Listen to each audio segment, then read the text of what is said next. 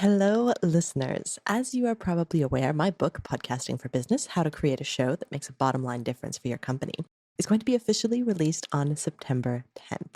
So, to give everyone a deep dive into exactly what the book contains and how it can be used to improve your podcasting investment, I got together with Tom Fox of the Compliance Podcast Network to record a 10-episode mini-series on exactly that. It's all releasing on the Compliance Podcast Network. You'll find a link in the show notes. And I'm also going to be releasing one episode here on the company show every day until launch. I know you'll enjoy it. And if you want to get a copy of the book, you can do so at podcastingforbusiness.com/book. This is Tom Fox, and I'd like to welcome you to an exciting new podcast entitled Podcasting for Business, the Book. In this podcast, we will explore the powerful intersection of podcasting and business growth. In this exploration, I'm joined by one of the business podcast industry's top experts, Megan Dougherty, to discuss her game-changing book, Podcasting for Business. Whether you're a podcasting pro or just starting out, this podcast and Megan's book will be your go-to resource for turning your passion for podcasting into a powerful business tool. In this series, we'll take a look at the reason Megan wrote this book, the role of a podcast for business, and why your podcast blueprint acts as your prime directive. We look at the value math of podcasts and take a deep dive into the 15 metrics Megan suggests you consider using. We look at combining blueprints and metrics moving forward for your podcast. We say some words on recording and post-production, sound and audio quality, and then putting it all together. But don't take my word for it. Listen to Megan Dougherty on why you should listen to this podcast, and more importantly, buy her book, Podcasting for Business. Megan, give me 3 reasons why a listener should buy and read this book. Because number 1, there actually is a formula for profitable podcasting. 2, it's all in the book, Podcasting for Business. And 3, any business can take this information and apply it and start seeing a better return on their podcasting investment. In our continuing exploration of metrics for business podcast, in this episode, we take a look at the following metrics: brand awareness, social media engagement, list growth, sales qualified leads, and product sales. I know you'll enjoy this episode. Hello, everyone. This is Tom Fox back again with Megan Dougherty for another episode of Podcasting for Business, the book. Welcome back, Megan. Thank you so much, Tom, and everyone listening. So glad to be here. We are continuing our journey into the 15 metrics that you advocate a business podcaster consider for their podcast. So we're going to continue that exploration with brand awareness. Now, I think everyone would agree that's something that is important, but how can you put a metric or rigor around brand awareness, Megan? So this was one of the more challenging ones to develop, but because it's something that's so valuable to so many businesses and so important for businesses to have, our definition that we're using here is basically how aware of you, your company, your brand, your audience, or the world at large is. And because we're not psychic, we don't know necessarily how much people are thinking about us or how much of their brains we occupy. And surveys, which is the other way to get that kind of information, can be really expensive and time consuming. What we want to look at is how often are you being referenced? Are you being talked about? Are you being shared about? And are you being cited without you having to specifically go out and ask for those mentions or citations or quotations? So this happens when you are becoming a thought leader. If you are doing it right, and if you're really creating thought leadership instead of just interviewing other people and calling it thought leadership, then people are going to want to talk about what you're saying because you're setting the tone for your industry and you're creating conversations and you're helping to dictate what people in your industry should be talking about and thinking about. When that happens, hopefully people are going to be linking to your work and they're going to be mentioning you and they're going to be pulling you into conversations and inviting you to expound on and continue exploring these ideas with them. So that's what you can be optimizing a podcast for, is kind of creating the podcast that people want to do that, and then making sure that the people who are making those decisions about who to reference and who to cite and who to quote are aware of you. Which format does this fit into, Megan? This is a really good optimization if you've got a thought leadership podcast, of course, and it can also work well with audience engagement. For thought leadership, of course, you're creating the thought leadership. And within audience engagement, because you've got people who are already coming to you, you've already got that built-in authority as someone who is trusted by other humans. And really, this is also one that works well with all of your 5 blueprints. Can you give us an example, perhaps? Yeah, there was a show I worked on a couple of years ago, and you can read all of the details about this in the book, of course. But it was a nonprofit organization that was working with family members of people who had been diagnosed with glioblastomas and different brain cancers. And there was an active community and lots of people talking about this, because when it does happen, you seek out community and you try to find resources. And because of her awareness of the space and what people were talking about, what people needed, she was able to create content that was highly relevant to them. And she was able to organize it in such a way, very much using hashtags and different kind of social media functionality to make sure that her content was easily found. And she found that as soon as she released this and started releasing it, she was becoming a part of those conversations that were happening with other organizations. And it was a really elegant way of getting this information to the people who needed it. And she was recognized for doing that work right away. Megan, our next one is something close, but it's also something near and dear to my heart, and that's social media engagement. What is social media engagement, at least in the context of a metric? And then what blueprint does it fit? Yeah, so this is social media engagement, of course, is people who respond to you or connect with, answer questions, reshare, post, comment on, heart, whatever the mechanism is on a given channel with the content that you put out about your podcast. And not every business is pursuing this as a strategy. I know, Tom, you're a big fan of it. I myself am not, but still try to have enough of a presence to keep things going. And what you in the context of a business podcast, you optimize for that. And it is 2 levels. On the episode, it's you bring people in and you maybe mention comments that you have or conversations that you have, or you give really clear directions. This is how I want you to engage with me and about this episode. Share your pictures of this on social media. Answer this question on the social media channel that I'm really optimizing for.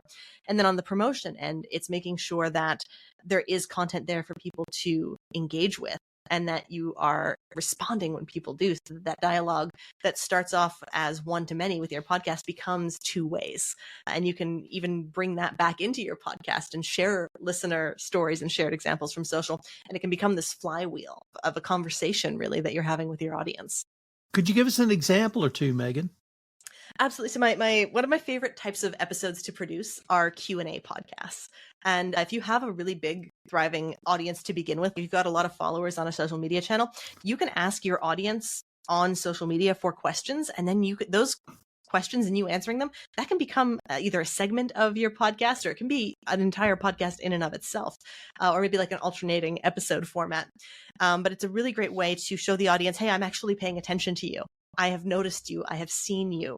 And in a relationship that's often really one-sided, where the audience member feels like they know the host really well, but the host doesn't know their audience at all, this is a beautiful way to start changing that a little bit. I have to say that's antithetical to the way I run my podcast. Okay. But you run your podcast for your business, and that's good. That's true. That's true. Okay. List growth. I found this to be both intriguing, obvious, and not sure why it's on the list. So tell me about the metric of list growth. It would seem to me to be incredibly straightforward, yet you think it's important enough that it needs to be tracked, evaluated, and then in compliance world, we'd say remediated, but utilized on an ongoing basis. Yeah, I think this is about, it's one of the things that a business can value enough to optimize their podcast for. You don't have to, but email is still where a lot of sales happen on the internet. And so for a lot of businesses, it is really important. And there's no reason that your podcast can't be sort of tweaked and modified and optimized to get more of it. Typically, in this case, by planning your content and calls to action such that parts of your episode are gated by email in some way. Now, sometimes you'll see this, often it's, and I think we'll talk about this in another metric, you gate content by making people pay for some of it. But you don't have to do that. You can gate some of your content and make people raise their hand and say, actually, I do really want to listen to this, by having them submit their email address and join your email list. And that can be parts of episodes. It can be whole special bonus episodes. It can be segments. It can be extended content. Anything that you might charge a premium version for, you can also make part of an email list optimization strategy. So I was intrigued by the types of businesses it can work for, but let's put it into your context or your framework of prime directives. What blueprints does it fit? This is a great conversion type of podcast. If the change that you want somebody to make in their relationship with you goes from, say, listener to subscriber, this is something that you might want to optimize for. It's also really good for a content podcast because you can do anything with a content podcast. And it's great for audience engagement too, because people who know and like you enough to listen to your podcast, a subset of them are going to be willing to take that next step and give up their email address and read your emails in order to get that extra access to you and your content. Megan, if I could say there was one disappointment I had in the book, it was in the next section on this topic, where I'm just going to read directly from the book. And the line reads, one of the top 100 business podcasts we looked at the end of 2023. That I understood what that line meant. But if someone was new to Megan Dougherty, someone was new to the work you've done, they're not going to understand the significance of that line. So I'm going to stop right here and ask you to talk about what you do annually in terms of looking at the top 100 business podcasts and the report you generate from that review. Boy, am I glad we decided to keep it going for at least another year. The State of Business Podcasting Report is a project that we started in 2020. And it came about because as a producer of business podcasts, people were always asking me questions like, how long should my episodes be? When should I release? How often should I release? What should my cover art look like? Where should I promote it?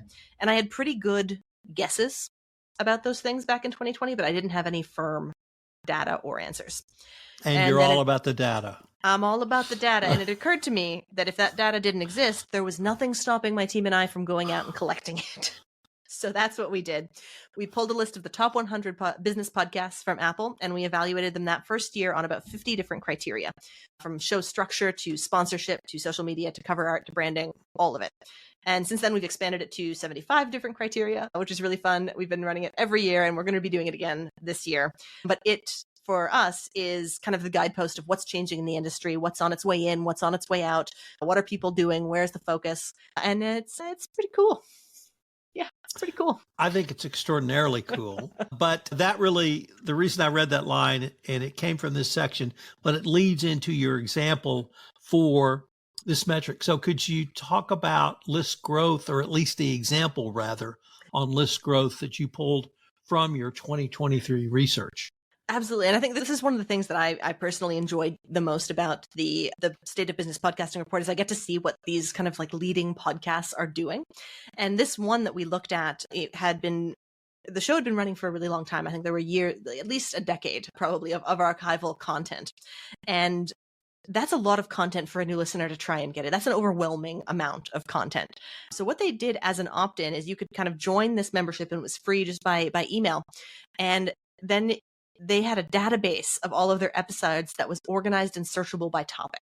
And for someone who is interested in the topic, in the brand, in the host, that is such a valuable resource that it's almost a no-brainer to sign up to get this really well-organized database. It's going to tell you exactly what you want to listen to, in what order, and why, along with some other bonuses, of course. But I thought it was such a great use of older podcast content to get a listener or even a new website visitor to take that next step and join the email list, where so many other things can happen for a business.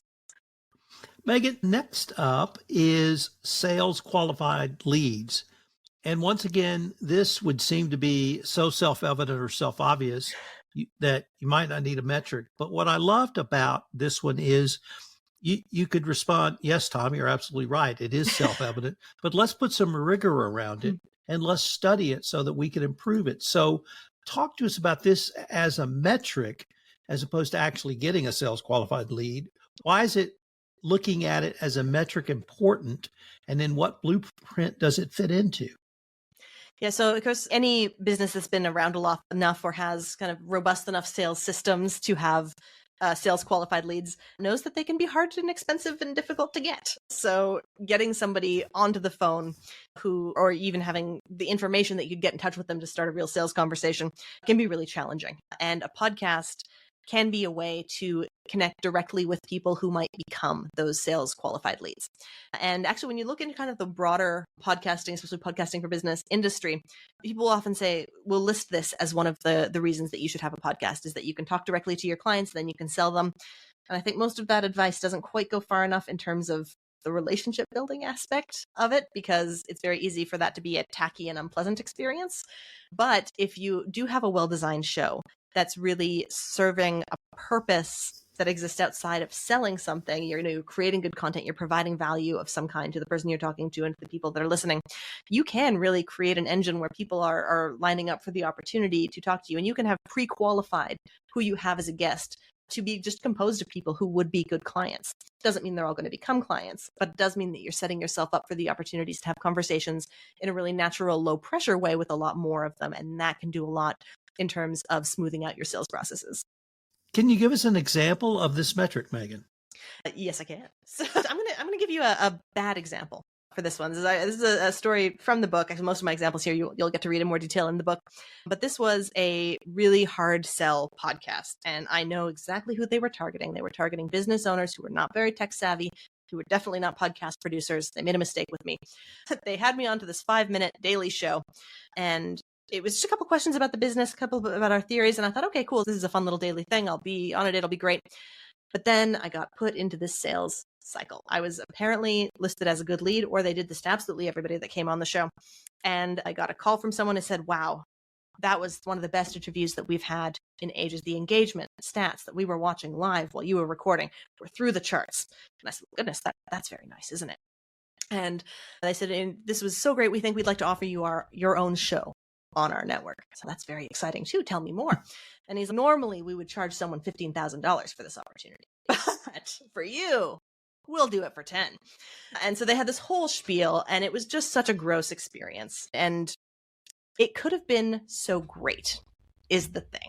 This could have been very legitimately like a pre-sales qualifying step in their process that could have been pleasant, that I might have been very interested in, but because it was done so ham-fistedly, I found it really off-putting. But the same basic principle of this is a person who would be a great target for our business. Instead of getting them immediately into a sales cycle, you can do it a lot more elegantly and have a nice real conversation with someone. Maybe solve a problem or do some live coaching, on an episode. That's going to be valuable to them. It's going to be valuable to everyone listening.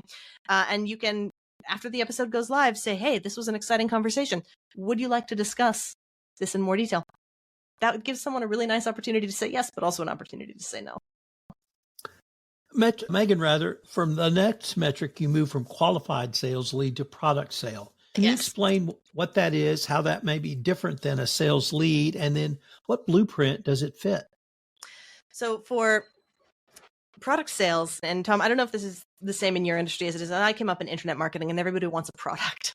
Oh, does everybody want a product they can sell that will sell itself overnight, and you'll wake up in the morning and you'll have dozens of new clients. They bought this product and you didn't have to do anything. Everybody wants one, and they're really hard to get. Something that works like that can be really challenging. But if you optimize your podcast to sell something that is typically lower ticket, we're not talking huge coaching programs or huge courses. We're talking books, we're talking lower priced courses, things that people can pretty easily make the decision to buy. Then you can use your podcast to demonstrate the value of them, demonstrate how well they work, even to create them, as we talked about in creating new products, and talk to people who have used them, talk about the problems that they've solved. This can all be happening within the context of your podcast, either as episodes or alternate episodes or as segments. And that can be leading people into a funnel where they are purchasing these kind of entry-level offers that you may have within your business. And this is a conversion style of podcast, and it can also work fairly well with thought leadership, audience engagement, and content. Megan, unfortunately, we are near the end of our time for this episode, but before we leave, I wanted to ask you if our listeners wanted any more information on the book or to perhaps pre-order it, where can they go? You can go get the book, which is going to have not only all of the metrics that we're talking about on these episodes, but exhaustive instructions on how to deploy them within your own podcast and how to track how well it's working. The details are all at podcastingforbusiness.com/book. Thank you so much for listening to this episode of Podcasting for Business, the book. I hope you will check out Megan's book. We've linked to the resource in the show notes. You can pre-order it now. I would encourage you to do so, and also attend her virtual Podcasting for Business conference, which will be held in May. I hope you'll join us tomorrow for our final look at metrics, where we consider monthly recurring revenue, labor-saving costs, affiliate sales, sponsorships, and downloads, all on this episode.